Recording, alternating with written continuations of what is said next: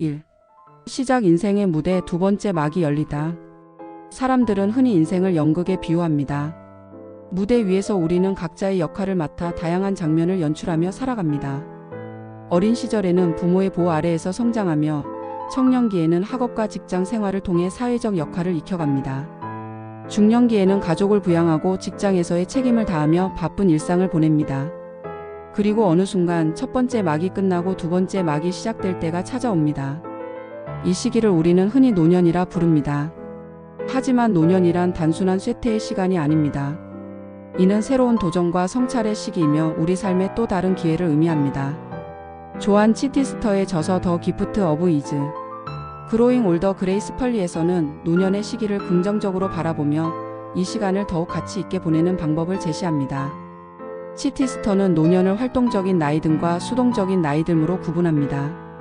활동적인 나이듦이란 변화에 적응하고 새로운 기회를 찾는 반면 수동적인 나이듦은 변화에 저항하고 삶의 활력을 잇는 것입니다.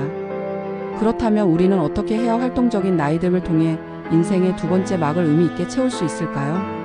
2. 과거의 성찰과 현재의 재발견. 노년이 되면 자연스럽게 우리는 과거를 돌아보게 됩니다. 어떤 선택이 옳았는지, 어떤 순간이 가장 행복했는지, 그리고 어떤 일들을 후회하는지 말입니다. 하지만 중요한 것은 과거에 얽매이는 것이 아니라 그것을 통해 현재를 더 의미 있게 살아가는 것입니다. 치티스터는 노년을 성찰의 시간이라고 이야기합니다.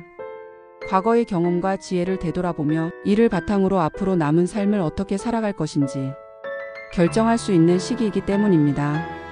예를 들어 한때 꿈꾸었던 취미 활동을 다시 시작하거나 배워보고 싶었던 분야에 도전할 수도 있습니다. 많은 사람들이 은퇴 후 여행을 떠나거나 그림을 배우거나 글을 쓰기 시작하는 것도 이 때문입니다.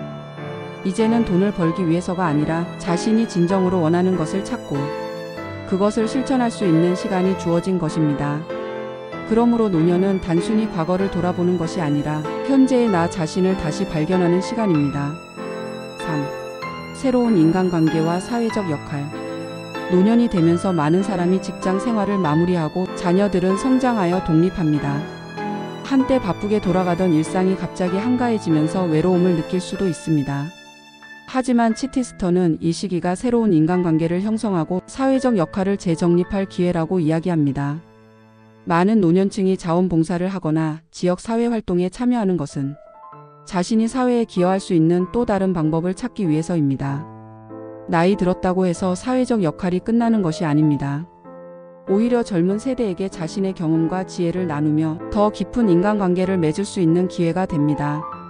예를 들어 퇴직한 교사가 지역 도서관에서 어린이들을 위한 무료 독서 모임을 운영하거나 은퇴한 의사가 의료 봉사를 하는 것은 자신의 경험을 바탕으로 사회에 기여하는 좋은 예시입니다. 노년의 삶은 단순히 쉬는 것이 아니라 새로운 역할을 찾고 이를 통해 더 의미 있는 삶을 살아가는 과정입니다. 4. 고독과 평온의 시간. 치티스터는 노년을 고독과 고립으로 구분하며 고독은 스스로 선택한 내면의 시간이고 고립은 원하지 않지만 어쩔 수 없이 맞이하게 되는 상태라고 설명합니다. 우리가 노년을 맞이하며 가장 중요한 것은 이 고독의 시간을 어떻게 활용하느냐에 달려 있습니다. 고독의 시간은 우리에게 삶의 의미를 되돌아보고 내면의 목소리에 귀 기울일 수 있는 기회를 제공합니다. 예를 들어 명상이나 기도를 통해 마음을 다스리거나 일기 쓰기를 통해 스스로를 성찰하는 시간이 될 수도 있습니다. 또한 이 시기는 인생에서 가장 깊이 있는 관계를 맺을 수 있는 시간이기도 합니다. 젊었을 때는 바쁜 일상 속에서 깊은 대화를 나누기가 어려웠지만 이제는 가족, 친구들과 진솔한 대화를 나누며 더 깊은 유대감을 형성할 수 있습니다. 용서와 화해 그리고 새로운 출발. 노년이 되면 우리는 삶의 끝을 향해 가는 과정에 서 있습니다. 이 과정에서 가장 중요한 것은 용서와 화해입니다. 치티스터는 용서가 용서받는 사람보다 용서하는 사람에게 더 중요하다고 이야기합니다. 그것이 내면의 평화를 가져다 주기 때문입니다. 과거의 실수나 오해로 인해 멀어진 가족이나 친구가 있다면 지금이야말로 화해의 손길을 내밀 좋은 기회입니다.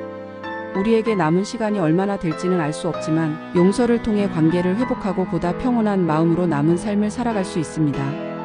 6.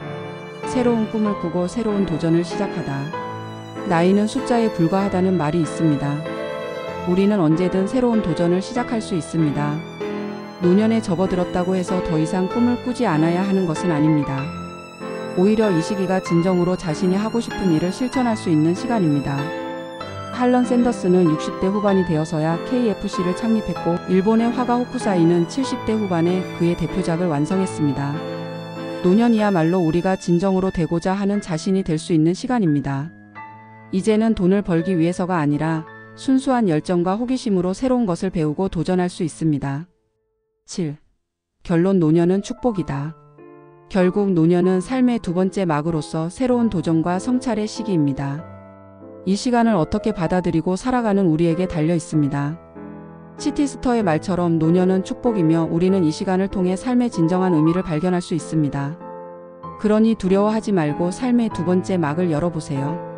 그 안에는 우리가 상상하지 못한 새로운 세계와 행복한 도전이 기다리고 있습니다.